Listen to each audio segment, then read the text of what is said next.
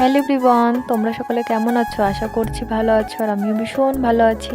তো তোমাদের মাঝে আবারও চলে এসেছি ছোট্ট একটি মিনি ব্লগ নিয়ে। মানে আমি সকালে কি রান্নাবান্না করব সেটাই তোমাদের সঙ্গে শেয়ার করব।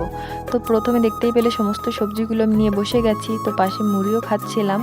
তো সকালে যেহেতু আমি কিছু না কিছু খাই, বিস্কিট নয় চা নয় মুড়ি, তো তারপরে আমি যাই রান্না করতে। তো সেই মতন আমি আজকে চানাচুরের মুড়িই খাচ্ছিলাম পাশে বাটিতে। তো আর সমস্ত সবজিগুলো আমি কাটছিলাম। তো এরপর আমি বাবুও খাচ্ছিল আমার সঙ্গে মুড়ি। তো আমাকে লঙ্কা খেতে দেখে ও 3-4টে লঙ্কা নিয়ে নিয়েছে খাওয়ার জন্য। তো ভালো কথা, খাক। তো তারপরে দেখো আমি সমস্ত সবজিগুলো কেটে নিয়েছি। তো তারপরে আমি ধুয়েও নিচ্ছি সবজিগুলো, যেহেতু না ধুয়ে তো আর খাওয়া যাবে না, ধুতেই হবে। তো সেই মতন আমি ধুয়ে নেওয়ার পরে আমি সমস্তগুলো আমার গোছানো হয়ে গেছে। মানে আমি গুছিয়ে যেহেতু রান্না করতে ভীষণই ভালোবাসি সব কিছু একদম। তো তোমাদেরকে একটু দেখিয়ে দিচ্ছি কীভাবে আমি গুছিয়ে নিয়েছি একদম লাইন দিয়ে। তো সমস্ত কিছু গোছানোর পরেই মানে রান্নাটা শুরু করে দেব। যেমন ধরো আগুন টাগুন জ্বালাই নিয়ে একদম রান্না শুরু করে দেবো।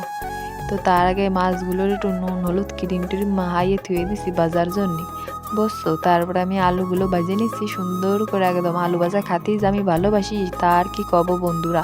তোমাকে দেহাতি মানে 1 কেজি হলুদ দিয়ে দিছি, সে গন্ধ জ্বালা কি যে বেশি কথা শুনবানি আমি আমার শাওরির কাছে, তার কি কব। তো একদম হলুদি সে কি কব, বিশাল সুন্দর সেন্ট হয়ে গেছিলো। তো তারপর দেখতেই পারতেছো বাজা আমার হয়ে গেছে। তো এরপর আমি রান্ধিছি, তো তোমাকে দেখাইছি একটা, আমি রান্ধিছি আর একটা। সে লাউ কাটি থুইছি, লাউ দিয়ে রাঁধতে বারণ করছে। তা মাছের ঝোল করেছিলাম, মাছ ভাজা ছিল আর আলু ভাজা ছিল, এই ছিল আমার সকালের রান্না বান্না। তো তোমরা সবাই চলে আসো, সবাই নেমন্তন্ন থাকলো, যদিও বা খাওয়া আমাকে আগে হয়ে গেছে।